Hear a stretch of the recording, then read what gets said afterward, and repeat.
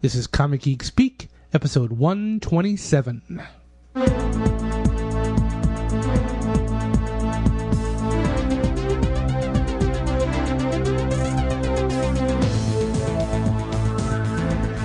Welcome to Comic Geek Speak. I'm Brian Deemer. I'm Jamie D. I'm Peter Rios. Oh my God, you can only play the piano when you're drunk. That's not true. I can also vomit, fall down, and make dirty calls to your sister when I'm drunk. Go pick up a case of beer. We've got a lot of practicing to do. Practicing? What for? A competition. You're gonna be my first champion. Play that sad walking away song from The Incredible Hulk. Hey, everyone, look at me. Look at me.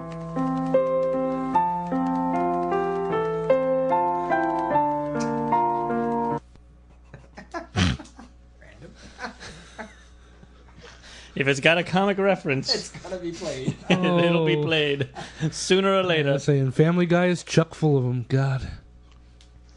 Hey, this episode of Comic Geek Speak is brought to you by The Return of Athena Voltaire. That's right, in August, comics' most exciting aviatrix, Athena Voltaire, returns courtesy of Ape Entertainment. Planetary Authority co-creator Warren Ellis describes the pulp-inspired series as if The Mummy and Van Helsing were actually, good. IDW's Bo Smith calls Athena Voltaire your ticket to clobbering evil. And Javier Grillo Marxwatch, writer-producer of ABC Television's Lost, says reading Athena Voltaire is the next best thing to finding a trove of long-lost adventures from the 1930s. Athena Voltaire, High Adventure returns to the skies in August 2006 from Ape Entertainment. I'm personally very excited about that. Yep.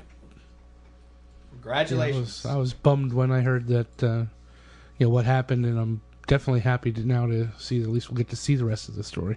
Absolutely. All right. What's on the schedule?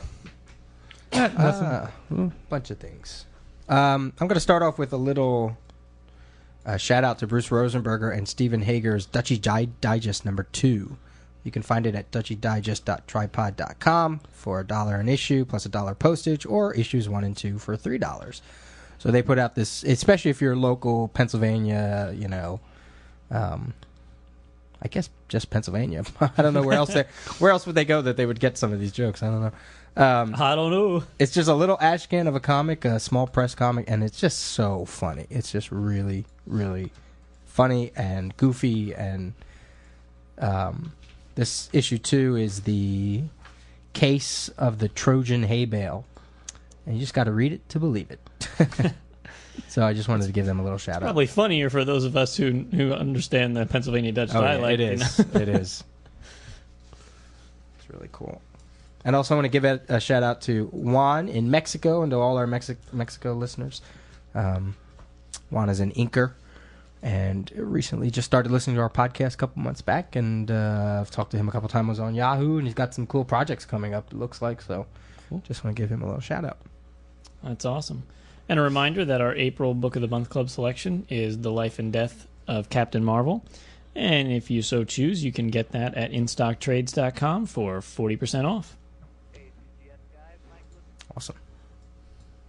I was in New York this past weekend, went to Midtown Times Square. I don't know what they call it, but the one near Times Square. And have you guys ever been in that one? Yep. Yeah. Mm-hmm. So remember how they used to have all the back issues there? It was really crowded. Well, now and somebody did mention this, but they have racks of trades now, bookshelves for trades. And so the walking area has just increased. Oh, yeah. Which is really nice. Take up less room. Oh, yeah. And then you go upstairs, and that's where their back issues are. That's cool. So and I bet that's a lot of trades. Oh, yeah. And I don't know if it's as many as the one over in the Lexington near Grand Central, because that one has just racks and bookshelves and bookshelves and bookshelves. It's just a bigger area. But I was like, it just felt great to not be so crowded in there. And I still stayed away from the back issues because they're way too overpriced. But as far as the back issues, I mean, the trades and the new stuff is like, finally breathing room. I just love when you go into a comic shop and they have one of each trade. Yeah. Midtown probably has 5 of each trade, but I mean, when you can go in and at least get, it's just like you can walk in with like 90% certainty that the trade that you want is going to be there because they pretty much just stock everything, and when they run out, they order another one. Yeah. That is something that I wish Golden Eagle could invest the money into having that stock, because I just, it makes me want to buy trades even though they're full price, and I go, I could get them online, but it's like when you're there and they're in front of you and it's like, ooh, I could just get this right now.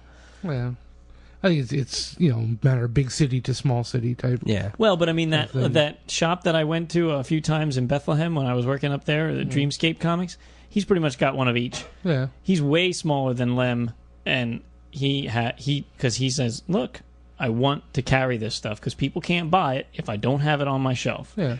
And they're not going to buy Volume 7 of Ultimate Spider-Man or whatever unless they have 1 through 6. So I got to keep them all in stock all the time. And he's got every essential, he's got whole separate shelves with every single Masterworks and those DC Does he put archives. all the essentials together? Yeah, he does. That's not, Midtown doesn't do that. They just alphabetize everything. Yeah. Well, this, it looks cool when they're all together because it makes you go, what are these? And essentially, he's got a whole rack of the Marvel Masterworks and a whole rack of the DC archives. Like every single one, man. Wow.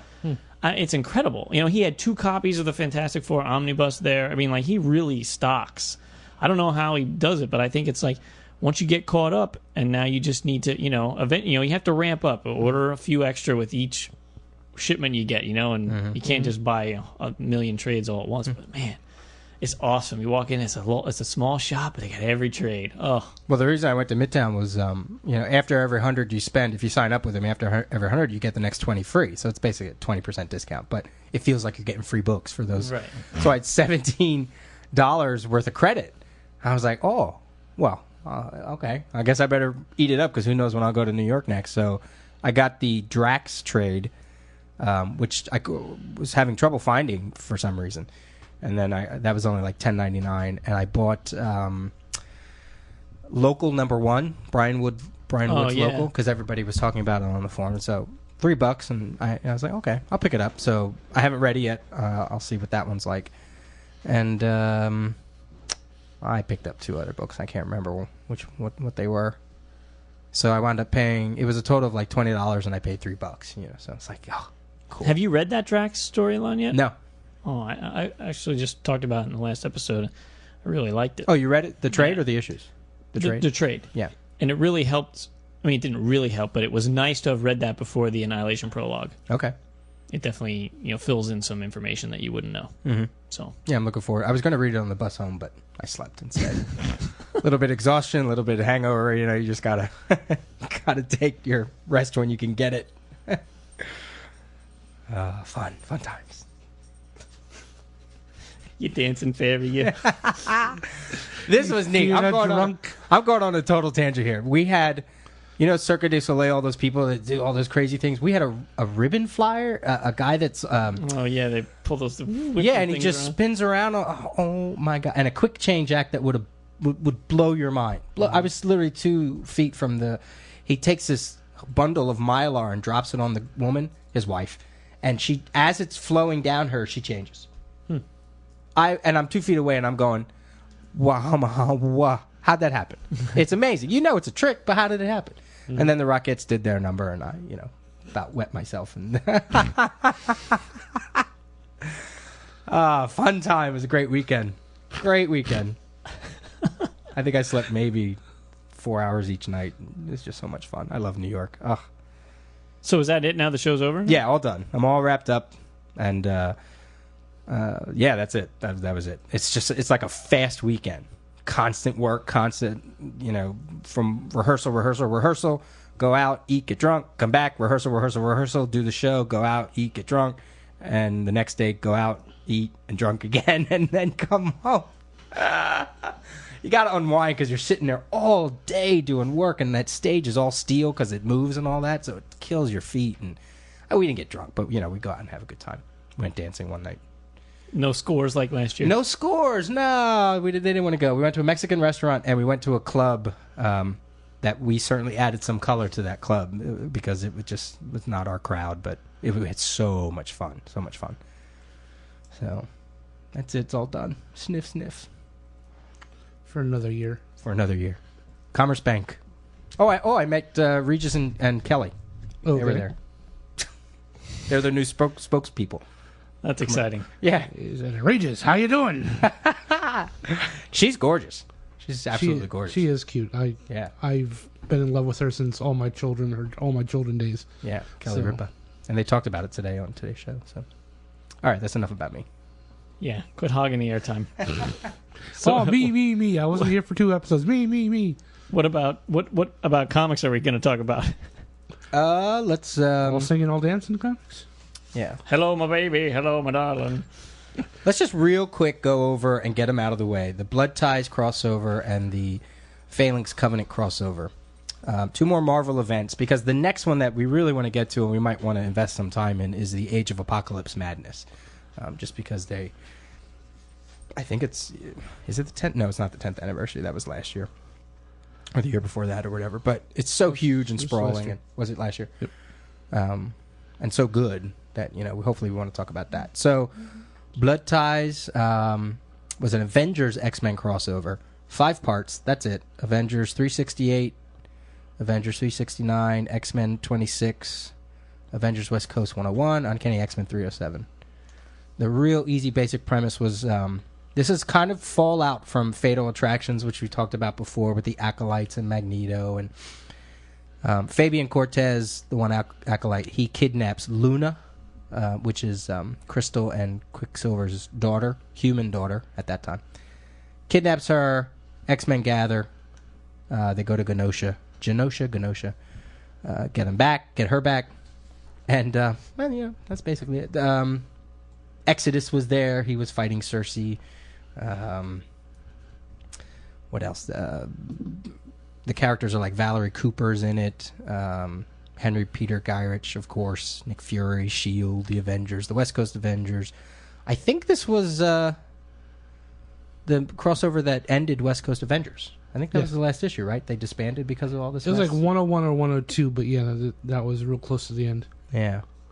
And not particularly earth-shattering as far as crossovers go. It's just a little crossover story. Yeah. Really simple. Trying to see if there's anything in here that... I think it had a lot of really neat chromium covers. I think that was the big thing. It was all I can remember the all copper Vision. I think that was one of it. Well, there was that one. Was it a silver cover? Quicksilver and Crystal holding hands with Exodus behind. Yeah, I think that was the X-Men cover. Yeah, silver cover. So I mean, it's an interesting story. I mean, it's nothing that you need to read because you want to see if it has some long-ranging effects. I think the only thing that ever really came out of it was you started to get hints of that the Black Knight knew who Exodus was, and then there was that Black Knight special that here Black Knight was transported to the past, and he met Paris Dubanay, who was Exodus. And then he would eventually be transformed into Exodus by Apocalypse. And instead of this like big reveal, like I thought it was going to be somebody we knew we already knew, just some random guy. So it's an interesting storyline. It also went along with their 30th anniversary. Both of those teams had the 30th anniversary. You remember anything else about that? Honestly, we were talking about this beforehand. I honestly do not. I mean, I know I read it. Because it was an Avengers crossover, and I know I picked up all the issues, but until you just said about Luna being kidnapped, I had forgotten that part. I thought it was more along the lines of a Scarlet Witch story. I don't know why I had that. I think she was. Brain. I'm sure she probably was. Well, yeah, because of Peter, because of Quicksilver, her brother, and all that stuff. But I think didn't that also lead? Was that when? Their the baby, not the babysitter, but their Luna's godmother, not Marilla? Her nanny. Wasn't that when she got killed, or was that because I know that started the whole thing with Iron Man, where Iron Man was the one who killed her, and it started the whole like the aging Iron Man garbage, and the whole crossing event and all that. Okay. I think it was because I think that kind of led to all that because she got killed and then the baby got kidnapped and you didn't know who it was, and then after it was all said and done, you found out it was Tony Stark, and he was being controlled by somebody. Okay. I don't remember. So- I do remember that scene where she's cooking and she gets zapped. And yeah, I don't see it in here, but I do remember that now that you mention it. And the next one, Phalanx, a Covenant. And I think Blood Ties, the crossover, I got my information just to verify it at UncannyXmen.net. And this Phalanx Covenant crossover, I went to MutantHigh.com. And this was the prologue to the Generation X series. This is how Generation X all formed. They also did the whole Prism covers, just like Fatal Attractions did. And they also offered a newsstand version that didn't have the little hologram Prism card thing. And this is basically the next generation of X-Men are being stalked and captured, and it's Monet St. Croix, which is M, Blink, Skin, Sync, and Husk. All these new mutants get captured by the Phalanx, which is this techno-organic species, and Cameron Hodge was part of it, got sucked into it somehow way back when. And it was up to Banshee, Jubilee, the White Queen, and Sabretooth to save the day, because the X-Men were also captured, I believe. Uncanny X-Men 316, 317, X-Men 36, 37, and then there were left little other stories. Life Signs was one of them, from X-Factor 106, X-Force 38, Excalibur 82, Final Sanction from Wolverine 85, and Cable 16. Which dealt with like how they got rid of Phalanx, and I think this is where Cypher died, right? He was merged with Warlock, Douglock. That's Douglock? Douglock. That's right. Not Cypher. Douglock. But he didn't really die, or something like that. I don't know. It was also, again, it was really they were kind of neat. This was like. Because I'm a big fan of the Generation, not a big fan, but I liked the first 25 issues of Generation X myself. Yeah, I did too. I mean, the artwork was great. Yeah, the Botchlow and I guess Mark Buckingham took over, but the artwork was good. The story was as convoluted as any of the X stories from that time. But it had a really different feel to it. Like it did definitely have a different feel from like the X-Men books and X-Force and all that. Yeah, because I mean, they were exploring characters you didn't know who they were, so that was kind of the neat part about it. You were learning who, like, Chamber was, who, what was Monet's relationship to Phalanx, and her sister. What was her relationship to Phalanx? Penance. Yeah. And.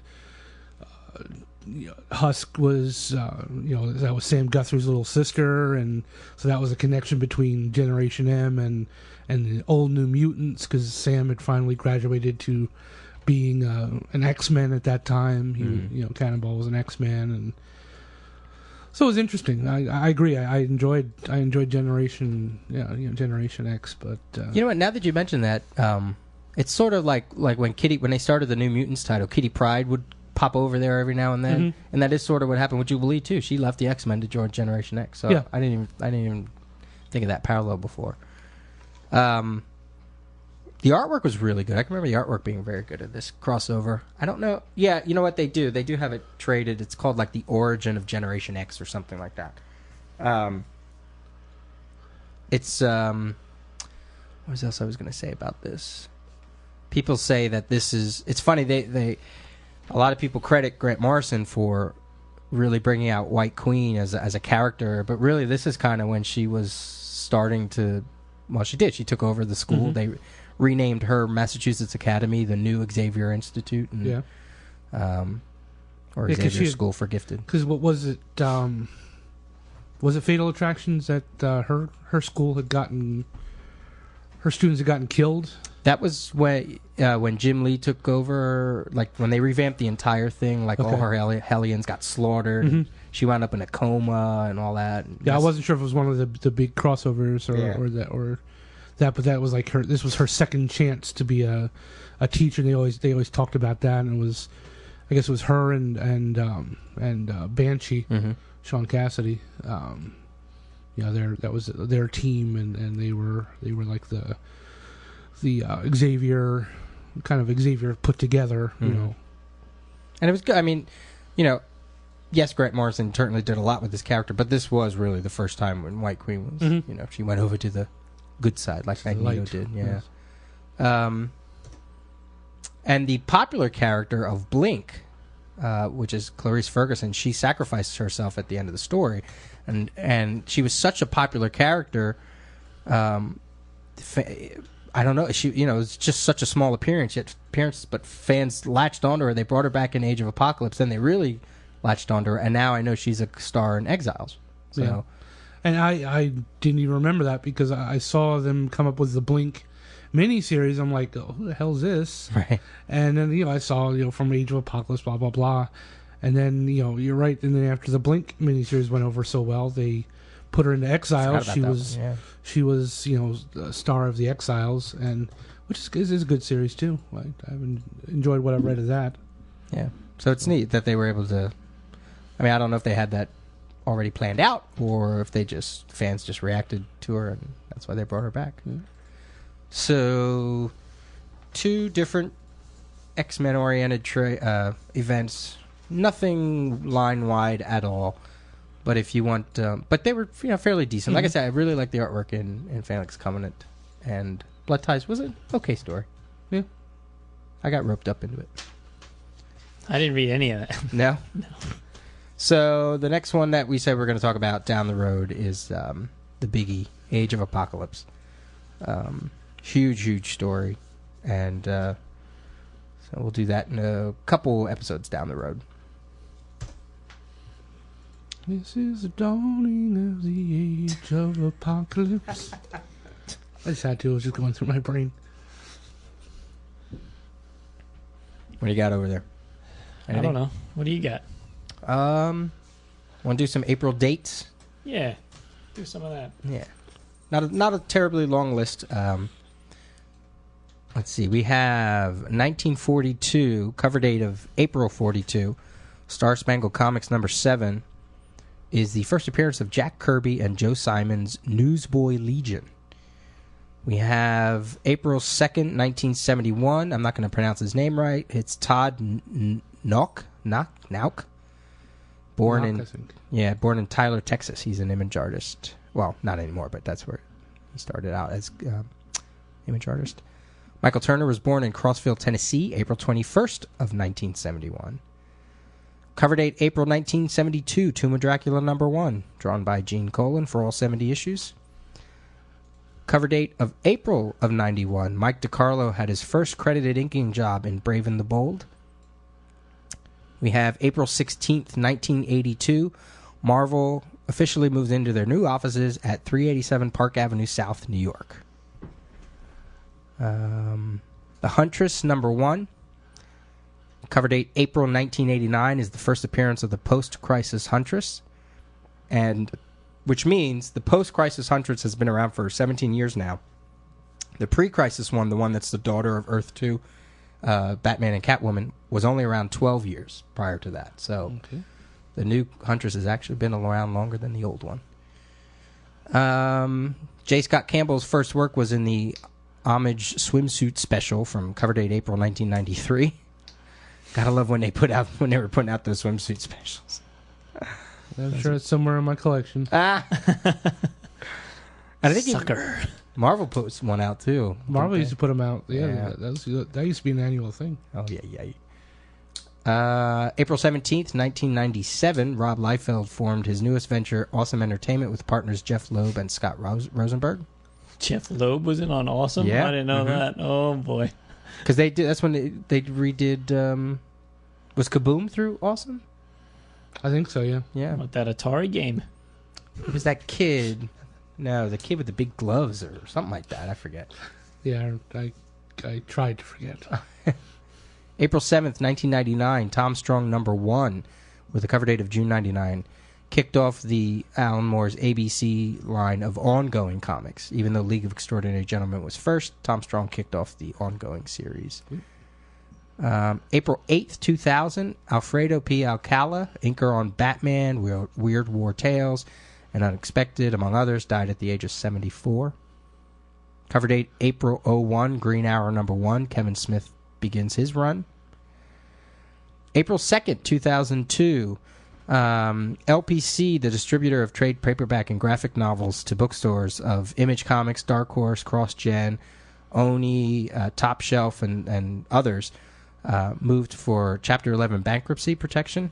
April 3rd, Top Shelf puts an online plea out to the different comic buyers to basically help keep them alive. And by April 4th, they announced that with all the various buyers and comic pros that came out to help them out, they were back in business just 2 days later after the distribution went bankrupt. I remember that time. It was like the very next day they said, wow, we totally just made enough to keep us floating. So that was great. Mm-hmm. April 14th, 2004, the Marvel Knight Spider-Man #1, cover date June 04, by Mark Miller and the Dodsons came out. Let's see, April 5th, 2005, Dale Messick was long-running, creator of the long-running Brenda Starr Reporter comic strip, died at the age of 98. And let's see, April 12th of 2005, DC, as of that time, DC no longer would publish the 2000 AD Rebellion and Humanoids line from the UK and France. And there was some controversy about that. And in April 20th, 2005, OMAC Project #1 came out, and that was the first of the Countdown to Infinite Crisis miniseries to kick off. Well, thank you, Peter. You're welcome. But you're not out of the spotlight yet. This is like an all Peter episode.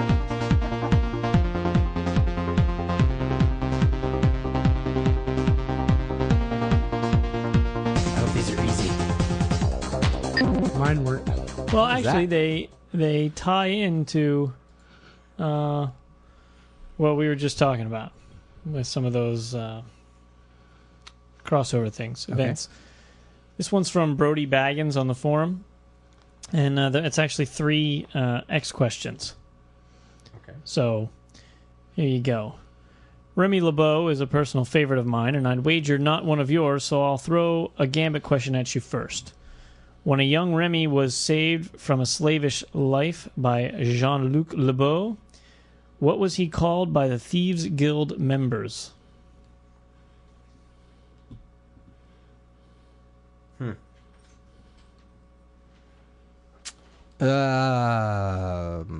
Jerry Lewis. Le Diable Blanc, for his devilish eyes. Oh. Next question. What was the first issue of X-Men to be labeled as Uncanny in the title?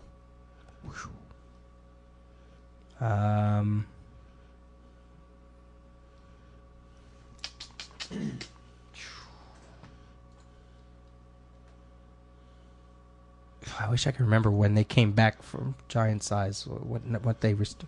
I'll say like 107. 107. 97. 114. 14. Okay, You were so close, Peter. Later than I thought. So that was after Giant Size then. Oh, yes. Yeah. Well, okay. Because 97, I'm pretty sure it was 97. 96. 96, 97 was after. I thought it was 96. I don't remember. I could be wrong. But we all love the Guthries, right? I know I do, and since I'm assuming you just said yes, I'll ask an easy one. How many of the Guthrie siblings are known to be mutants? Cannonball and Husk, and then there's a one of them has wings now in the new Uncanny stuff with Claremont and Davis, and I think there were 2 of them that were in that Age of Apocalypse. That probably doesn't count, but one of them could like grow big, and I forget what the other guy could do. 5. That is correct. Ooh, yank. You just saved yourself there. Yoink. Does he list them at all? No, he doesn't list them. And he So says like there the- are 9 or 10 depending on when Sam is asked. So I guess it changes in the comics. 9 and 10 brothers and sisters. then. Yeah. Okay. Yeah. Wow. You just pulled that one out. That's great. And you too can send in your own Stump the Rios. Marvel, DC, Independent. You know, 3 questions total, because there seems to be some confusion on this. Okay. 3 questions total, and a question does not have 17 different parts. A question is one question. Now, the answer could be, name 10 of the 50 blah, blah, blah, whatever, but there's one question with a clear and definitive answer. You must list the answer, because we have gotten some entries that just say, "Ooh, what is this issue?" And you're like, "Oh, I don't know. There's no answer." Okay. And, and the preferred format is 1 Marvel, 1 DC, 1 Independent. Now, you can do a specially themed Stump the Rios if you want to, but please label it as such so that we know that it's something different, because sometimes people do, 2 Marvels and then an Independent. And you're like, well, where did the DC one go? So those are the rules. And if you stump Peter on all 3 questions and we all agree that they're fair questions, you will win a prize. So And if you want they're decent prizes every now and then. I mean, Yeah. I know we never list them. Maybe that's what we need to do. Maybe we need to go find one of all these freebie stuff and actually bring out some trades and say, okay, here's what you're going to win this time. Because that seemed to spur some the last time we some did it. interesting submissions. And you know what? If it helps us if when you send us a Stump the Rios, if you just include your name and address as well, that way if you win, we don't have to go begging to get your information. We can just send the prize right out. So Cool. What, you got anything on that list there now? We just went through everything. What about you wanted to do a Off the rack. off the rack, right? Somebody else have one too so I can stop talking? I could do one Go. too, I Go guess. I I said, huh? Uh-huh. Yes. I got the new hardcover, which is, I guess, the 3rd collection of the new Avengers. I'm not all the way finished it yet, but I'm halfway through it, and I'm still finding it to be a very fun read. And I really like this. They're delving into Spider-Woman now, and I'm simultaneously reading the Essential Spider-Woman, because I had never read any of those old school Spider-Women, so I had no idea about her and Hydra and all that stuff. I just never knew, because I never really read anything. And those old issues are fun, and the new Avengers is nice, and they're touching back on her back history, and they're pulling it into the central storyline, and it's been a really good book, and I'm really enjoying it. So, Did you order the Spider-Woman Origin miniseries, or are you going to wait for the trade no, I on wait that? for the trade on that. What about, did you get the issues of those? No, I didn't. Because that's the Luna Brothers, right? Yeah, Yeah.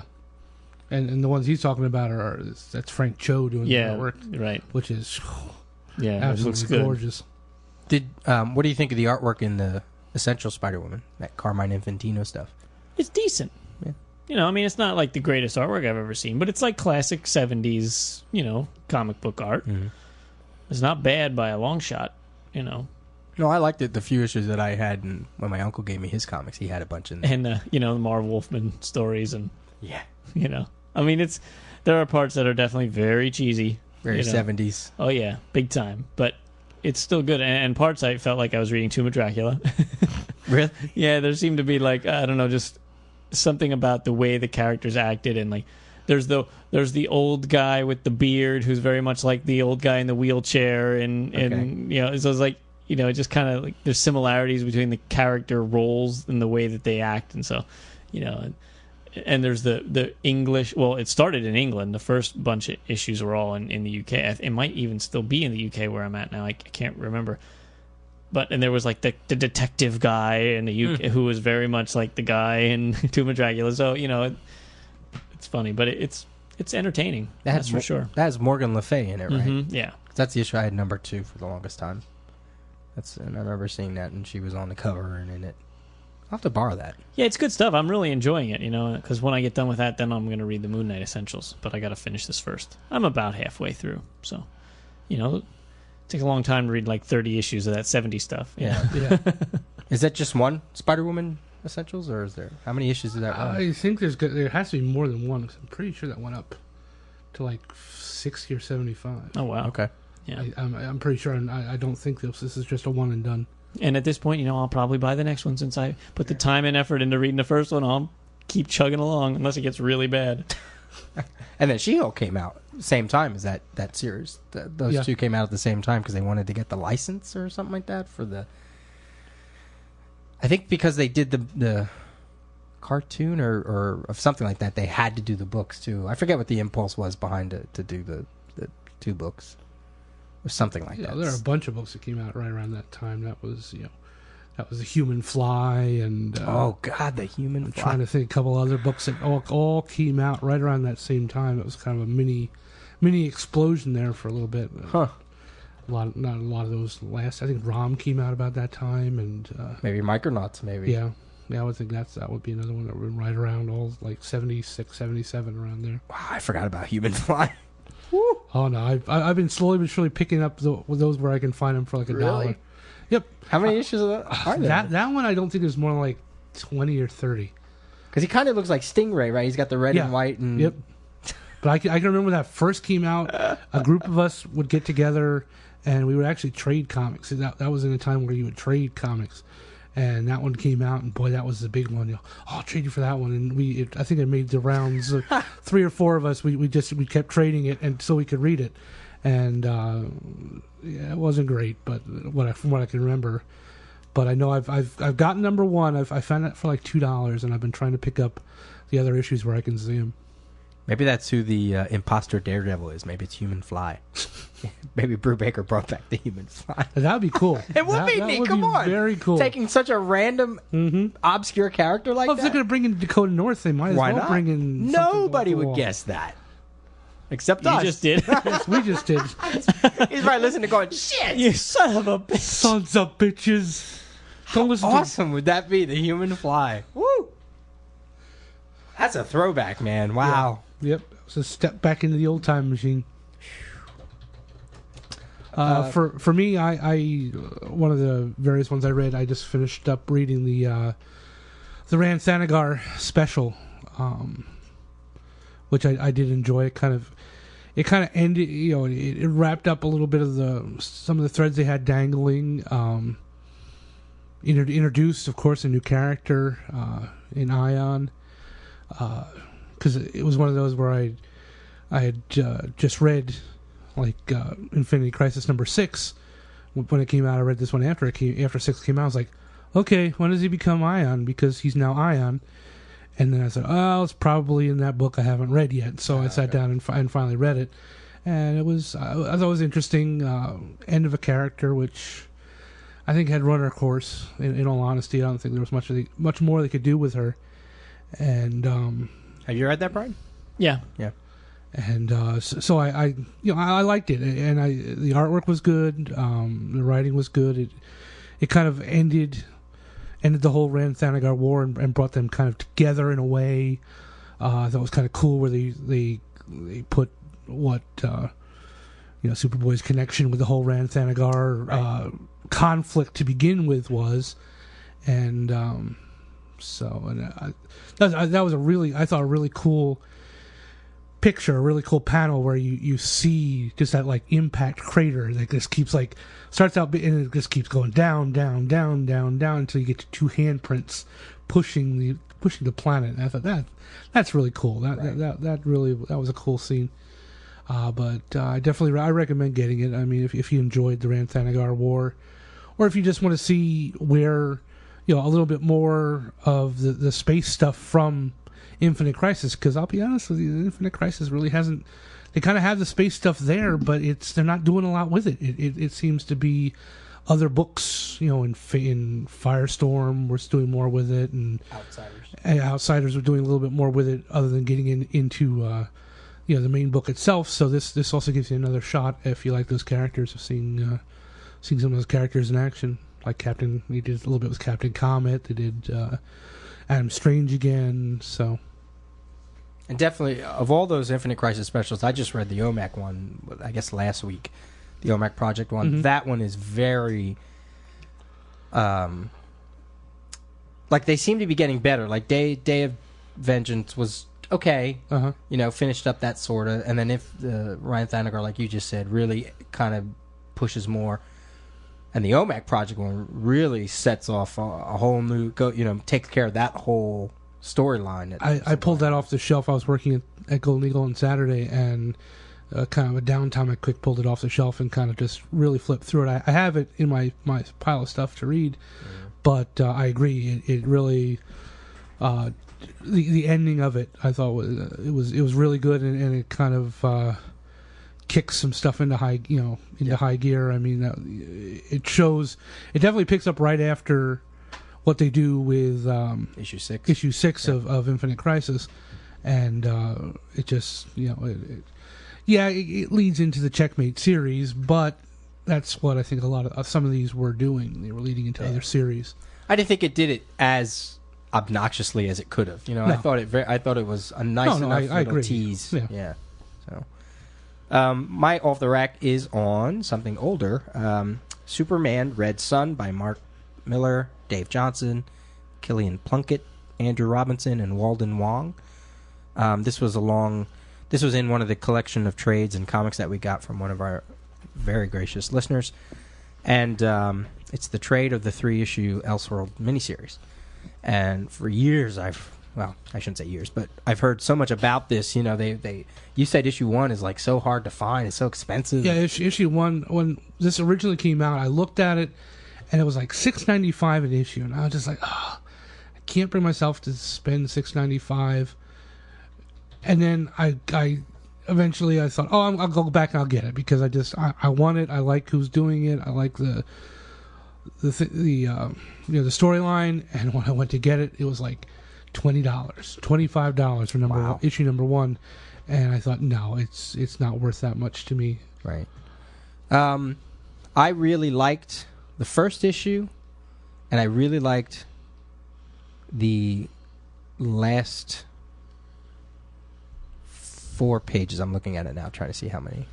Maybe I'll even give you the last 6 pages of it, because I thought he was really tapping into it. The whole concept behind it is Superman lands in Russia instead of the United States, and he becomes their main.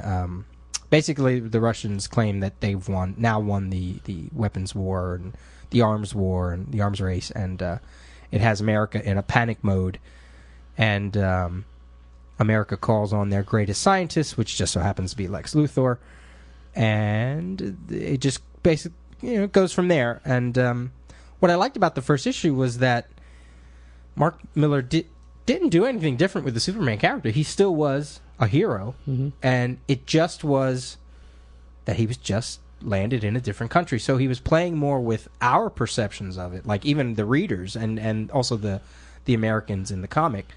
And that was an interesting twist. It's like, we take him as such a great hero because he's here in the United States, but yet he lands somewhere else, and all of a sudden, we're all in panic mode, So that was really neat. I like that. Where it started to go wrong, where it started to go off for me was when it became like some of the other Elseworlds, where you start to see every character in the DC universe, like Brainiac and Doomsday, and Batman has to show up, and Wonder Woman has to show up. All these, so it's like, okay, it start to get a little too. It felt the same. It felt like some other Elseworlds I read, So that I really wanted. I thought he was going to play around with that whole how we look at Superman, and because he was just a hero, and he didn't care about boundaries and what country he was from until something happened. There's this little thing at the end of the first issue that makes him go, okay, you know what? Yes, I am going to run my country and blah blah blah blah blah. And I thought that was like, the issue has to do with people starving. It's not giving away a big plot. And he goes, I'm going to run my country. It's like, well, you're Superman. Why don't you just go farm some land and make some more food for your people? It's just, I don't know. Maybe that's too easy an answer, but from the second and third issue, I didn't enjoy quite as much as the first issue. But then there's a little interesting Twilight Zone kind of thing at the ending that brought it all back together again. I'm glad I read it.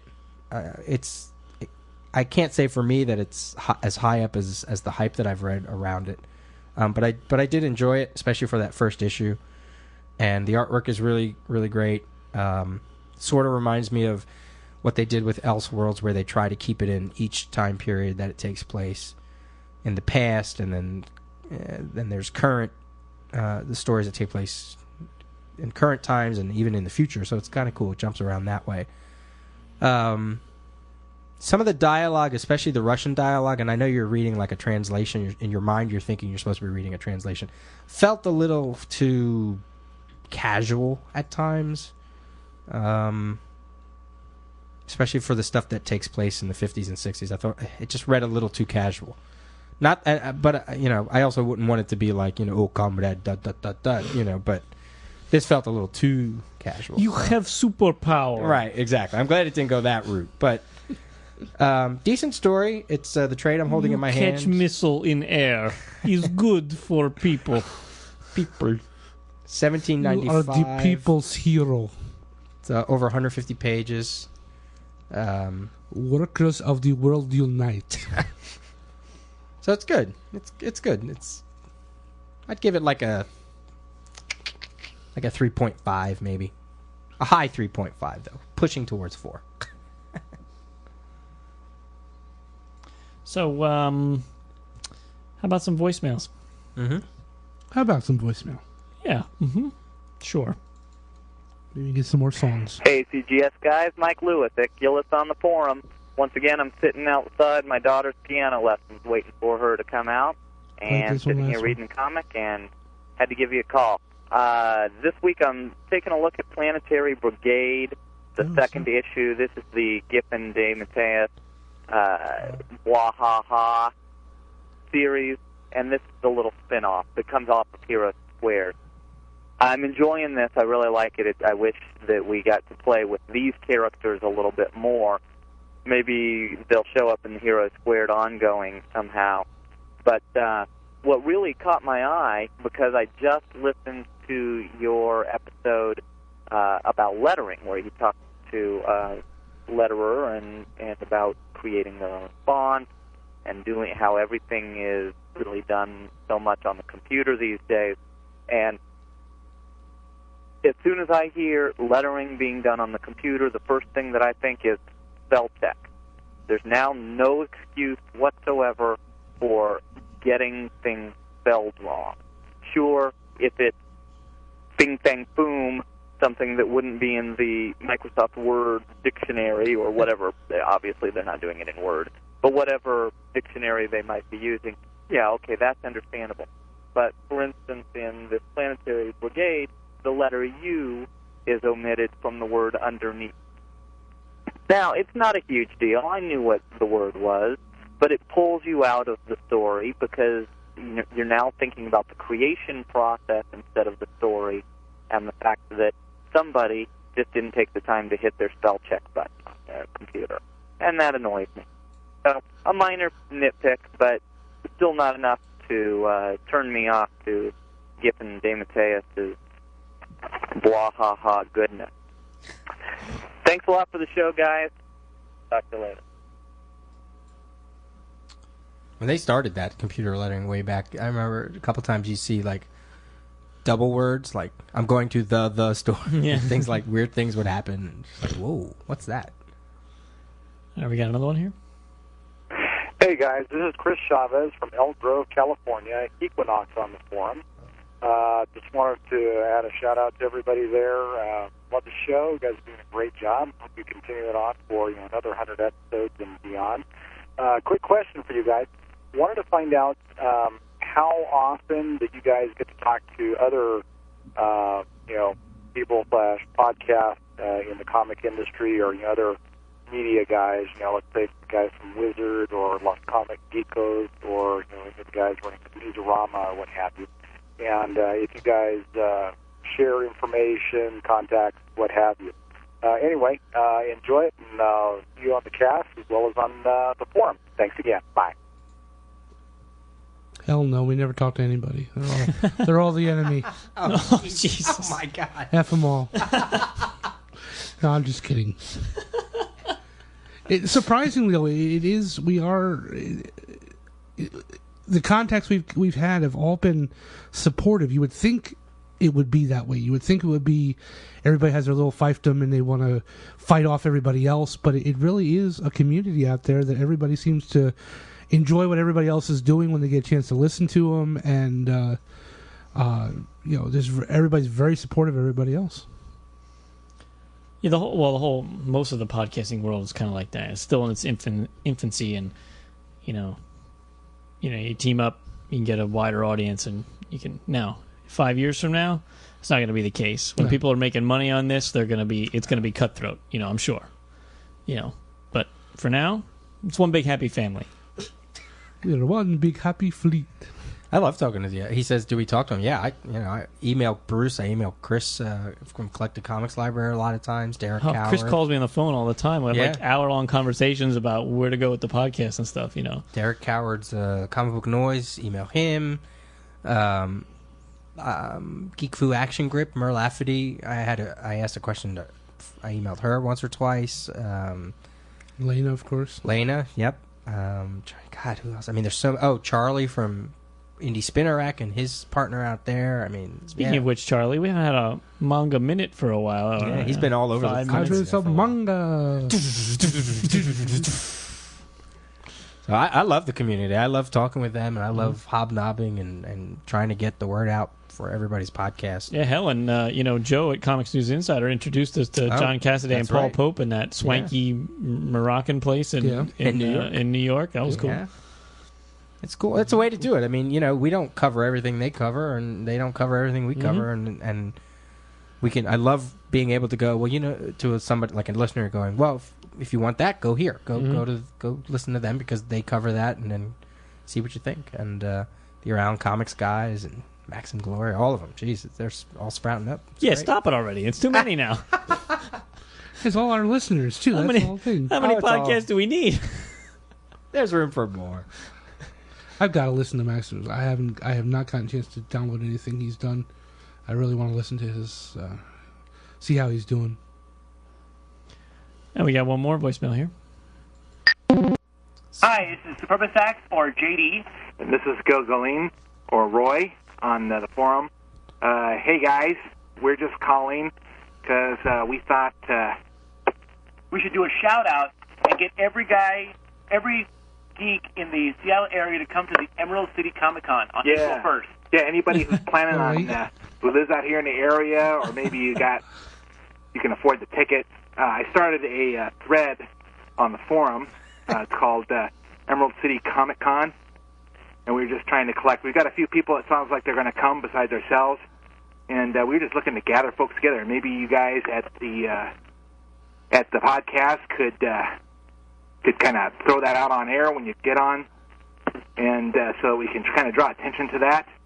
And, it should be cool. There's some Brian Michael Bendis, Alex Malev. The last I looked, and just a lot of people. Those are the guys that I want to meet.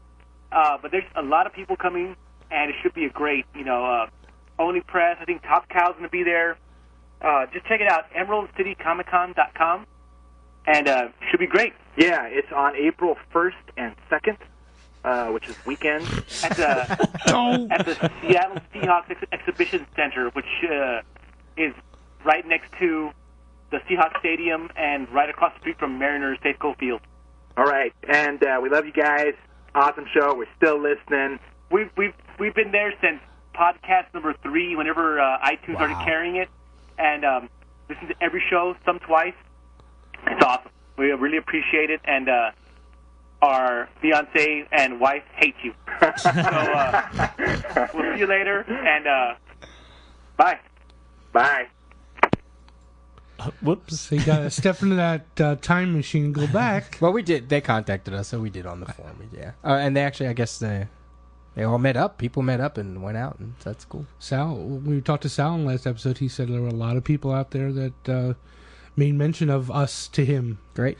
He's like, you guys are everywhere. Our wives and our fiance. That's our new slogan. The guys love us, and your wife or fiance will hate us, or something like that. Comic Geek speak. Hated by wives and fiancés all over the world. Ay. Oh, I have just a little. It's not a mini rant. It's not a rant. but I told you. It's you a rantito. It's a segment. We have to get music now. Maybe we have to come up with some music. Every time Okay, you want one. some kind of So rant. people know it's coming. So that I'm way you don't have mad to as introduce hell, and I'm not going to take it anymore. Just I had said a couple podcasts ago. I just gotten done reading X Factor 1 through 5, and it was a mini lie because I had gotten done reading X Factor 1 through 4 and started number 5 when I started talking about it, and I finished it up this morning. And the mini rant was continuity. It was an artist. I'm reading the book, and there's Siren, the superhero. She's been kidnapped by this guy, and when you first see her, she's wearing a ball gag in her mouth, and he's talking to her, and then all of a sudden, that ball gag is gone. From the picture, wait a second, it's gone. Then it suddenly reappears again, so he can take it out of her mouth. And then, for no reason, it reappears in her mouth again when he doesn't put it back in. So it's just one of those. I'm hoping that this artist, because it's now the artist, I guess it's Ryan Cirillo or something. He's the new artist that's taking over for Ryan Sook. I'm hoping this isn't a pattern where he's going to be throwing stuff out of continuity. It really caught me off guard because it wasn't subtle enough that you wouldn't notice it. It was actually kind of glaring because it was all of a sudden something that was there isn't there anymore, and then it goes back again, and it kind of ruined it a little bit for me for the reading of it and the enjoyment I had of it because it because it reminded me of when I guess Viculus said about the misspelling and the misspelled word, because I agree that when I see those misspelled words too, it snaps in my brain. Now it doesn't bother me to the fact I can't read them, but it does takes me out of the story. And seeing those errors that you normally don't see, that's it's not like this is happening all the time. It was kind of jarring to see an error, especially when you figure an editor has read this book, looked over this book, people have, this has gone through many hands, and nobody said, well, wait a second, here's a scene with her with this in her mouth, and it's suddenly gone, and now it's back. Unless, for some reason they put the panels when he drew them out of sequence somehow. I don't know, but I was just wondering if anybody else noticed that while they were reading it, if it was as jarring or as noticeable to them as it was to me. That's it's not a major rant, but I'll tell you what the moral to that story is, though. Comics need more ball gags. Yes. Hot women with ball gags. The nice cherry red ball, with the leather strap. That's very important. But it didn't, like I said, it didn't take away from my enjoyment of the issue, and that's a book that really I've been raked over the coals by some people saying that there should be some books that are all ages, and that's a book that I think is not all ages, but I think is very good for what it's doing, and Peter's not trying to be all ages. I think he is taking this book, and this book is meant to be an X book with more of an adult spin to it, and he's definitely succeeding. Thanks. That's what I was trying to go for. Peter David. Oh, I'm sorry. Hey, we got an email that I think is a very appropriate time to read. Since Jamie's here. It says, my question is for Jamie. Okay. I have been catching up on your episodes, and he clearly has a love-hate relationship with John Byrne. I don't know where the hate part comes in, but I'll affirm the love. You all mention his X-Men, FF, Superman, and Wonder Woman runs all the time, but I have never heard about Next Men, his Legend imprint book. Was it a yawner for all of you? Did the art story resonate as Byrne classics, or was it just 90s boom fodder? Keep casting and see you in the funny papers. No, I liked Next Men. Oh, so did I. I think the problem with Next Men is we never got the full story. He took it up to a point, and he just never got a chance to either. I can't remember if it was his own doing, or what it was, or it was the sales itself. I think it was the sales itself. He put it on hiatus, and he was supposed to come back and finish it up, and he just never did. So that's why I can recommend it up to a point. It's if you find it, for 50 cents to $1, definitely pick them up. That's not Lab Rats. Okay, if you see Lab Rats for 50 cents to $1, don't pick it up. Lab Rats is Byrne going through the motions. But Next Men, I loved it. It was very much had that X-Men feel to it. The early X-Men feel. This group of individuals with powers who didn't understand their powers, didn't really know where they got their powers from, learning how to use their powers, finding out where they got them from, what the government was the government behind it, was it some other organization, what were they bred for, what was their purpose in life. I think it ran for about 25 issues, I want to say. I could be wrong on that. But the reason I don't talk about it as long is because it's there, and they never really finished the story, and that's the big thing. You really wanted that story finished, and I'd love to see him go back sometime, and even if it's just in a graphic novel, sit down and finish the story that he was telling with that. And didn't that start in the 2112 one shot or something, or 2-part? What the hell? Well, there was a 2112 one shot that kind of started it. You didn't have to read that. It started in the old Dark Horse Presents. Yeah, there were a couple one shots in that book, and then he took it over to the Maverick imprint, which was at that time Sin City, Concrete, Monkey Man. Legend. I'm sorry. Maverick was after Legends, but the Legends, it was Monkey Man O'Brien, Sin City, Concrete, Hellboy, and him with Next Men, and I definitely recommend it if you can get it. I had the trade, so I know the trades are out there. Yeah, I've seen the trades in many 50% off bins at these cons. Yeah, you can usually find them pretty cheap. So yeah, that's when you turned me on to Byrne. Mm-hmm. I hadn't really known who he was, and then you told me about this Next Men thing, and then I really liked it, and then of course then his style was quickly memorized. It's like, oh, okay, now I see him everywhere now. Oh, duh, So yeah, he is usually one of the first ones that you can get people to look at his style and find it and be able to pick it out. Him, Alex Ross is another guy who can do that. Romita Jr., his style, Frank Miller's style. So yeah, I like Next Men. I read it all, sold it on eBay then, but it was interesting. It was an interesting story, and like you said, just doesn't end. That's the shame of it, because there are a lot of loose ends that you want to wrap it all up. There's one series I love. I love Kyle Baker and Andy Helfer's Shadow. Absolutely loved that series. That series was so funny, so much fun, so goofy, off the wall. But I can't recommend it to anybody because they never finished it. It had one freaking issue to go, and they just never. It was supposed to come out in some compilation. I think they were supposed to. They had ended that series and another series. And it was supposed to come out in some compilation. It never did, and for that reason alone, unless you're a huge fan of Kyle Baker's, which you should be because he's a good artist, or the Shadow itself, I can't recommend the series because there's no ending. It doesn't end. Sucks. All right. So, cool. I guess that's all for today. A short one. Yep. Every once in a while, we surprise you and don't talk for 6 hours. Gotta keep you on your toes. Let you catch up. Those people with that hour-and-a-half commute are going to bitch. Yeah, exactly. Damn it! Sons of bitches. The people who want it to fit on CD will be happy, and the people with the long commute will be pissed. Yeah. So, you can't please everyone. Please everybody.